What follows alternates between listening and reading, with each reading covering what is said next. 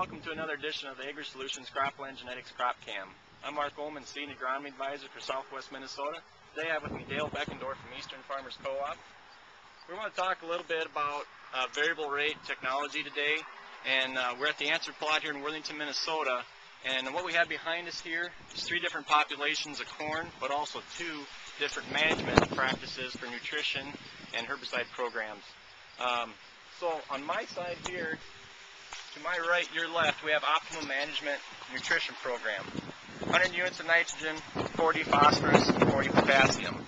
We put a pre-down of a harness at a partial rate, and we came back with a 4-pound glyphosate post-applied with 32-ounce rate with Class Act Next Generation as an adjuvant package. And Dale, on your side, we have more of the high management. Could you explain to us what we all did there? Yeah, sure can, Mark. So like Mark had there, it was more of a conservative approach to fertility and chemical programs.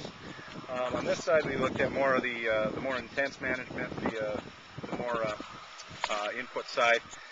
We started out here with 140 pounds of nitrogen, 80 pounds of phosphate, 80 pounds of potassium, 24 pounds of sulfur, and 1 pound of zinc applied dry.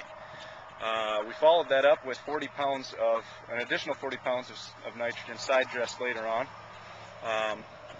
A half rate of harness as a pre-emerge, as well as a full rate of Roundup Weather Max at 22 ounces, along with 2 ounces of Lotus, which is a tank mix partner to help out with some of the broadleaf control, as well as the Class Act adjuvant to go with the Roundup system. 4 ounces of interlock as a canopy penetrant and drift retardant. Then we followed that up with a treatment of 1 quart of Maxen ZMB, which is a foliar applied micronutrient source, as well as 6 ounces of Headline, a fungicide, to help kind of control some disease.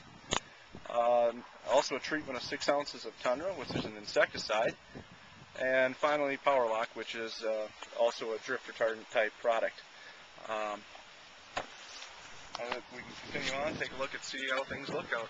Right. So keep in mind, yep, on your right, our left is the high management zone, and on our right, your left is more of the optimum managed zone. That some acres with the high input costs this spring, some acres might have been shifted to that type of program. So as we move back here, we have 30,000 plant population first. And this hybrid is 3424 DT3. You go on Dale's side, we've got great plant health at 30,000. We start coming over here with less nutrients. You got a lot less plant health down below. Some leaves firing up with nutrient deficiencies. But keep in mind, this plant was probably hailed on pretty bad with the hailstorm that came through here midsummer. So the next block is 36,000, and the back block is 42,000. So as we move back, how does your side look? Well, as we move through the population, even with the higher plant population, we still maintain our plant health. Don't show a whole lot of nitrogen or other fertilizer deficiencies. And as you can see here, you still have a nice size stalk that's going to give you a lot more strength this fall, as opposed to maybe over here in the lower management section, a little skinnier stalk, maybe a little weaker this fall. Yep, so 36,000. I have some nitrogen deficiencies showing up here yet on this population, so there's too much plants out here for the amount of nutrients in the soil. And it actually gets worse as we go to 42,000. Dale, your side, what do you think? Still looks strong to me. It's good standability here. Again, these lower leaves not showing a whole lot of disease or fertility loss there. Not a whole lot of goosenecking or anything that you can see here. Looks like a pretty strong stalk all in all. Great point. We come over here, we got spindly stalks. You see some goosenecking, some lodging, if you will, of the plants, and definitely a lot of nutrient deficiencies as we go up higher into this plant. Same hybrid, 42,000 population back here, different management practices. So Dale, we got different populations, different nutrient management programs. We changed this much in 10 feet. Obviously, the fields can change within 10 to 100 feet. What can farmers do out there for this type of challenges with variable nutrient levels and variable population levels due to soil types? Well, we've got a lot of different options out there available to us. A few of the things that we at Eastern Farmers take a look at include variable plant population, varying your planting rate. And also another one that has shown a lot of popularity and is really showing some value out there is variable rate fertilizer technology. Now, what variable rate fertilizer technology is essentially putting the crop nutrients where they really need to be. In the past, we've taken more of a perspective of broadcasting a straight rate of a certain fertilizer analysis, and that was a kind of one-size-fits-all approach. In all reality, that really doesn't fit our field variability anymore. The way we approach that is typically we'll grid sample your field, which is essentially anywhere from a 2.5 acre grid to a 4 acre grid, and divide your one big field into many smaller fields. The reason we do that is, again, that variability that we encounter. What we do there is, again, take one grid sample for each one of those smaller fields, if you will, and treat it as such. We can basically apply what your crop needs for that specific zone as far as nutrition, and vary it throughout the field so that all of your field is getting exactly the nutrients that it needs through that system. Great, and that's a good resource to have. The question that might come up is, wow, what does that cost? What's that going to cost me to sample? What is that going to cost me to look at for input costs over how many years? Is it going to be something that's real out of line?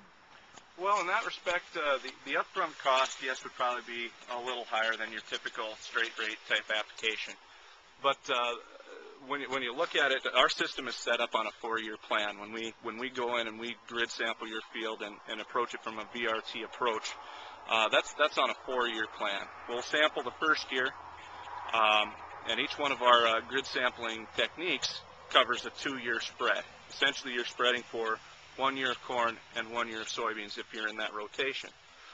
Now, you'll go in there, you'll spread for the 2 years, you'll come back to that same approach for another 2 years, and then on the 4th year we'll reevaluate, resample, and see where your levels are across the field, how we've raised them, and how we need to approach it in the future. So upfront cost for the sampling, yes, a little higher, but over a 4-year span, it's divided out over that time. Overall, you know, as far as the total amount spent on fertilizer, typically we see it pretty average to what you're doing now. As far as cost, the only difference there is we're putting the same amount of nutrients out on the field on average, but we're putting it where it really needs to be. So. Great, and that's exactly right. So, you know, we did some things here with population and nutrition today, but this is one of the many things you can see at the answer plot locations throughout the nation. This happens to be the Worthington site. And Dale, you guys cover a good area here. What's the quickest way for anybody to get a hold of you guys? Do you have a website? Yeah, you can probably take a look at easternfarmerscoop.com. We've got some pretty interesting things on there anyway, from grain bids to growing degree unit calculations. Take a look, see what we're all about. It has basically all of our contact information, whether you're in the Garrettson area or wherever you might be.